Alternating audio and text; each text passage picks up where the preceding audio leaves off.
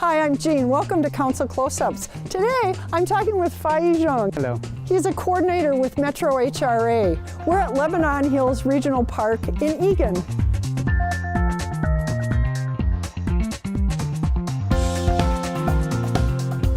You live nearby here? Yes. Tell us about what you like about this park. Well, this part is very beautiful. It has the lake that you can swim, and it has light guard all the time during the summer. And you can take the canoe around the lake. Beautiful trail around the park. It takes hours to walk around. Let's go on inside and have a conversation. Sure. Fai-Yee, how long have you worked for the Metropolitan Council? Well, I've been working there for almost like 7 years.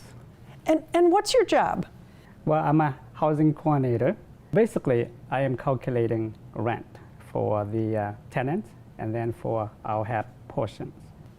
Tell us about the Housing Choice Voucher Program. How does that work? The Housing Choice Voucher, it used to be a Section 8 voucher, and it changed to Housing Choice Voucher. It's a rental assistance program. Is it like public housing? Well, actually, no. That's why the voucher, when a participant qualify or eligible to receive the voucher, we give them the voucher, and they can go out to the community and looking for a owner who willing to participate. Why do you think the Housing Choice Voucher Program is important? I think it's very important because I myself was recipient of the Housing Choice Voucher.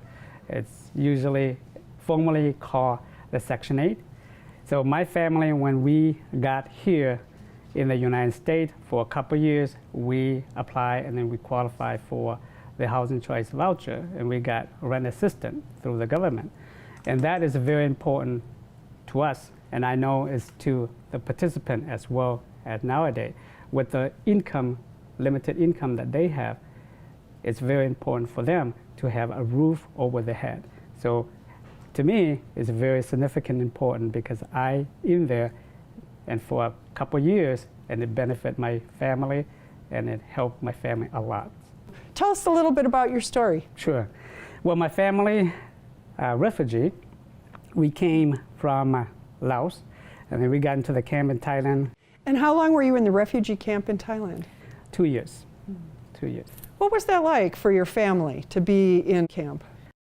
Ooh, it's, I would say it's frustrating, and it's also very depressing. It's not as what I imagined to be. It's surrounded by fence. They don't put any wall. Just say, here is your section. You have to put blanket to be your wall. You live there, and then they provide food and then water a little bit. We came directly to Minnesota. My family have a sponsor in Rosemont. So we live in Rosemont for about 2 years, and then we moved to Hastings. And then we graduate in Hastings, and then I went to Winona. So the time I got here, I'm only 12 years old. My father, when we are in Laos, because in Laos, he said that we don't really have the opportunity to go in school. School is very expensive. And so he always dreamed about getting his kids in school. So when we got here, he always said, you gotta go in school. And no matter what, you gotta go in school and then get something. And that's I think that's his push.